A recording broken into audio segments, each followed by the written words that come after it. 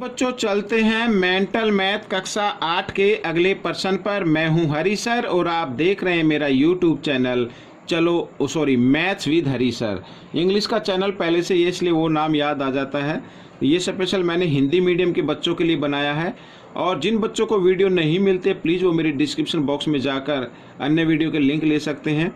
साथ ही अगर आपको मेंटल मैथ्स खरीदने हैं प्रैक्टिस के लिए, ठीक है, अलग अलग टाइप के मेंटल मैथ खरीदने, तो मैंने उनका लिंक अपने डिस्क्रिप्शन बॉक्स में दे दिया। आप वहां पर जाकर उस लिंक पर क्लिक कर मेंटल मैथ खरीद सकते हैं। या आप अपने दिमाग के लिए, भाई दिमाग अच्छा तेज हो जाए, उसके लिए कोई टॉनिक लेना चाहते हैं तो उसका लिंक भी मैंने दिया हुआ है। या फिर कोई गेम है जिससे दिमाग तेज हो जाते हैं तो उसके लिंक भी मैंने उसमें दिए हुए हैं। तो आइए चलते हैं अगले प्रश्न पर। यहाँ पर बच्चों हम प्रश्न नंबर 33 करने वाले हैं। जैसा कि आप अपनी स्क्रीन पर देख पा रहे हैं, देखो क्या लिखा है। यहाँ पर लिखा है सरल करो रुपये 5000 का 90% जमा रुपये 1000 का 80% घटा रुपये 6000 का 25%। तो कुछ बच्चे इतना लंबा क्वेश्चन देख के थोड़ा कंफ्यूज हो जाते हैं। आपको कंफ्यूज नहीं होना है, विचलित बिल्कुल नहीं होना है। मैं आपको बताऊंगा कि इसको करना कैसे है, बिल्कुल ही आसानी तरीके से। ठीक है, आपको बस जैसे जैसे दिया है वैसे वैसे लिखना है। ये प्रश्न को मैंने पहले से लिख के रखा हुआ है, ये देख सकते हैं आप। ठीक है, आइए करना शुरू करते हैं। देखो जैसे जैसे लिखा है वैसे वैसे इसको हल करना है। तो यहाँ पर लिखा 5000, तो लिखेंगे 5000 का के लिए गुणा का निशान 90% का मतलब होता है 90/100 बच्चों, इस तरीके से लिखना। जमा का निशान लिखना है। फिर लिखा 1000, तो 1000 का 80%, 80% का मतलब 80/100 और फिर घटा 6000। ठीक है, 6000 लिख दिया का 25%, 25% का मतलब होता है 25/100, इस तरीके से। तो अब बच्चों देखो ये यहाँ पर ये गुणा है, ये भी गुणा में है और ये गुणा में, इनके बीच में घटा निशान जमा। तो जो गुणा में है उनको हम डिवाइड कर सकते हैं, काट सकते हैं। जैसे 10 से 10 और 10 से 10। ठीक है, अब यहाँ देखिए 9 का पाड़ा 5 पे लेना, 9 पंजे 45। ठीक है, इसके पीछे 2 0 तो 2 0 लगा दी। अब यहाँ पर ये जमा का निशान लगाएंगे, इसको भी आप काट दीजिए इस तरीके से। अब यहाँ 8 गुणा 100 800 होता है, तो ये मैंने 800 लिख दिया। यहाँ पे घटा का निशान लगा दिया। अब इसको भी हम काट सकते हैं इस तरीके से। ठीक है, अब 25 गुणा 60, तो 25 का पाड़ा पहले 6 पे ले ली, 25 छिक्का 150 होता है। ठीक है बच्चों, यहाँ पे 1 0 तो 1 0 लगा दी। अब आपको बच्चों बोर्ड मास का नियम को याद करना है, तो बोर्ड मास के नियम से करना है। पहले इनको क्या कर देना, जमा कर देना है। ठीक है, 4500 और 800 बच्चों कितना होता है, 5300 होता है। तो यहाँ पर ये मैंने 5300 लिख दिया। ठीक है, 5300 और फिर घटा 1500, तो अब इसमें से 1500 घटा दीजिए। अब आपका आंसर आ जाएगा। देखो 2 0 तो 2 0 तो यूं क्यों लगा दीजिए। अब यहाँ से एक हासिल लेंगे, 13 13 में से 5 गए 8 हो गया बच्चों। यहाँ पे रह गया 4, 4 में से 1 गया 3 हो गया, तो 3800 रुपये आ गया बच्चों। यहाँ पर ये मैंने लिख दिया। ठीक है, तो ये प्रश्न आपका हल हो गया। अब हम करते हैं बच्चों प्रश्न नंबर 34। ठीक है, आइए 34 को पहले पढ़ लेते हैं। हो सकता है आपने पढ़ लिया और 33 के साथ साथ, लेकिन 34 को मैं चाहता हूँ एक बार पढ़ लेते हैं। देखो क्या लिखा है, 10% वार्षिक दर से 2000 रुपये राशिफल 2 साल के लिए साधारण ब्याज व चक्रवृद्धि ब्याज में अंतर बताना है। ठीक है, यहाँ पर मूलधन दिया हुआ है, समय दिया हुआ है, दर दी हुई है। तो पहले साधारण ब्याज निकालना है, फिर चक्रवृद्धि ब्याज निकालना है। उनका जो अंतर आएगा वो हमें बताना है। आइए करना शुरू करते हैं। तो बच्चों इस क्वेश्चन को भी मैंने पहले से लिख के रखा हुआ है कुछ इस तरीके से। ठीक है, तो मैं आपको बता देता हूँ।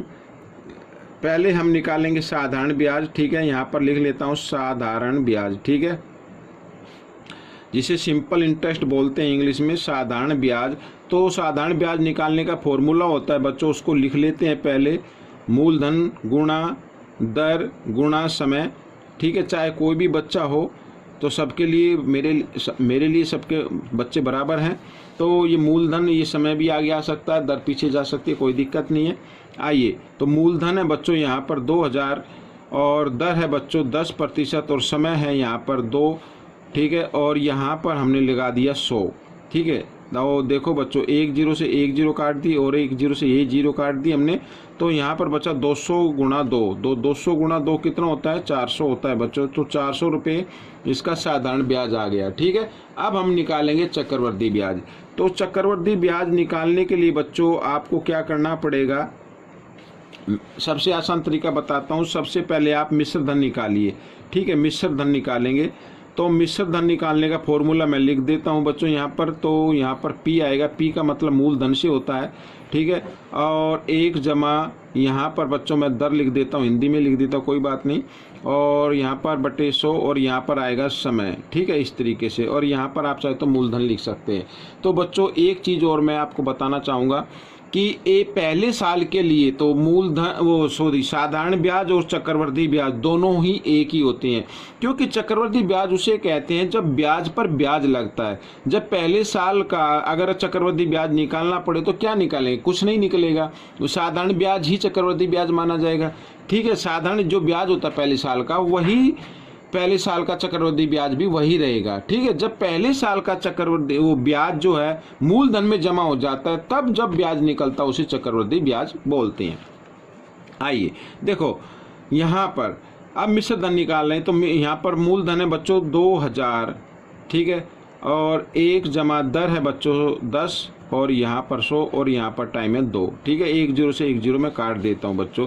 तो यहाँ पर 2000, ठीक है। और ब्रैकेट यहाँ पर 1 जमा 1/10 आ गया, तो इसके नीचे आप 1 मान लेंगे इस तरीके से। इसको मैं इधर बढ़ा लेता हूँ, तो 2000, ठीक है बच्चों। यहाँ पर ये और 10 और 1 का लघुत्तम लेंगे तो ब्रैकेट में रखिए अभी, तो 10 आएगा। 10 को 1 से भाग करते हैं, 10 पे जाएगा, 10 को 1 से गुणा करते हैं तो 10 आ गया, जमा, ठीक है। 10 को 10 से भाग किया, 1 पे गया, 1 को 1 से गुणा किया, और ये इस तरीके से। आइए इधर लिख लेते हैं 2000। तो 10 और 1 कितना होता है बच्चों, ब्रैकेट के और डिजिट के बीच कोई निशान नहीं, तो गुणा का निशान, तो 11/10। और यहाँ क्योंकि 2 है घात इसकी, तो हम इसको 2 बार लिख देंगे इस तरीके से, ठीक है। तो 2 0 से 2 0 हमने ये काट दी, ठीक है। अब 11 को 11 से गुणा करते हैं बच्चों, मैं इधर लिख लेता हूँ। यहाँ तो आ गया बच्चों 20, और 11 को 11 से गुणा करते तो 121 आ जाएगा, ठीक है। अब यहाँ पर बच्चों ये 0 है तो ये 0 लगाएंगे, 2 से गुणा कर दें, 2 एकम 2, 2 दूनी 4, 2 एकम 2, इस तरीके से। ये आपका क्या आ गया बच्चों, यहाँ पर ये मिश्र धन आ गया। अब चक्रवृद्धि ब्याज निकालना है, तो मैं यहाँ पर लिख लेता हूँ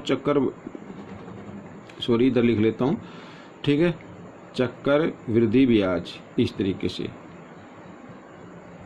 तो मिश्र धन में से हम क्या करेंगे, मूलधन को घटा देंगे, चक्रवृद्धि ब्याज आ जाएगा, ठीक है, इस तरीके से। तो मिश्र धन आया 2420 और घटा मूलधन है बच्चों 2000, तो घटाने के बाद आया 420, तो ये आ गया बच्चों आपका चक्रवृद्धि ब्याज। अब हमें अंतर बताना है, ठीक है। अब हमें क्या बताना है, अंतर।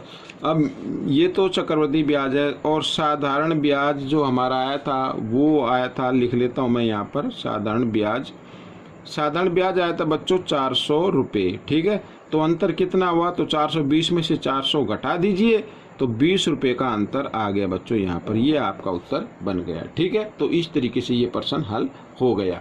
तो बच्चों अब हम करेंगे यहाँ पर प्रश्न नंबर 35, ठीक है। आइए उसको पढ़ लेते हैं पहले, बिल्कुल ही आसान है।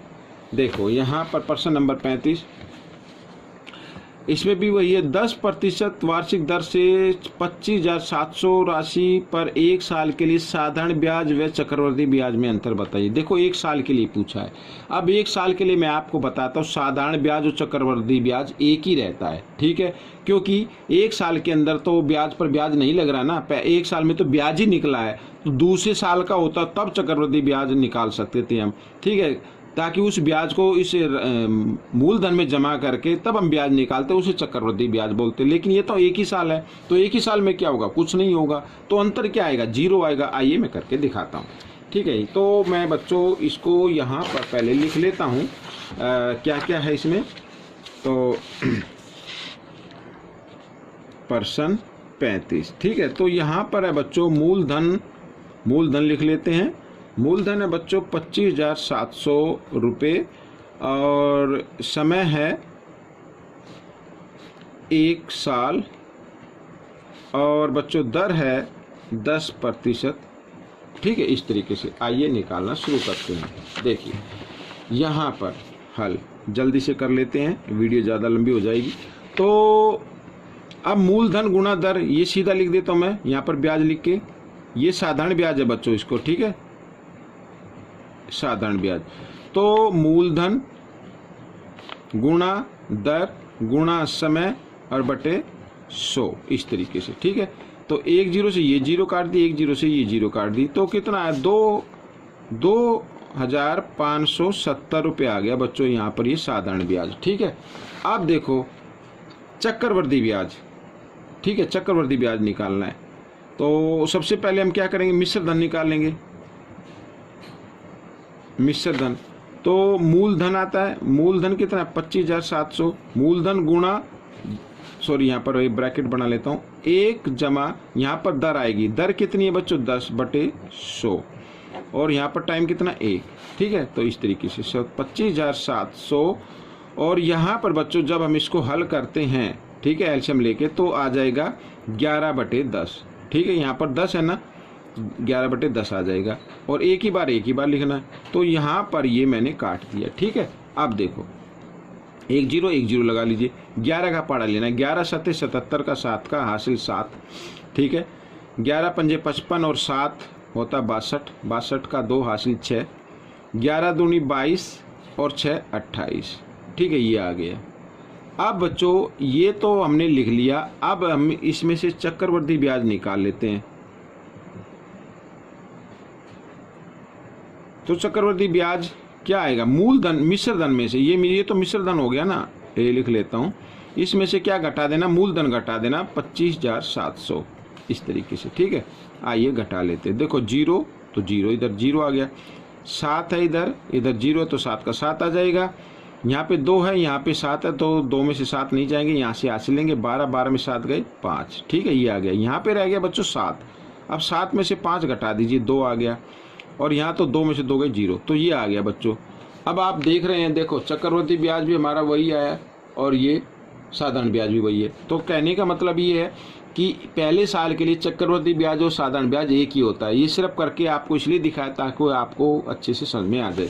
अब इसमें पूछा इनका अंतर, तो अंतर क्या होगा बच्चों, तो 2570 में से 2570 घटाएंगे तो अंतर कितना आएगा, 0 आएगा, तो इसका अंतर 0 आएगा। ठीक है, तो ये प्रश्न आपका हल हो गया।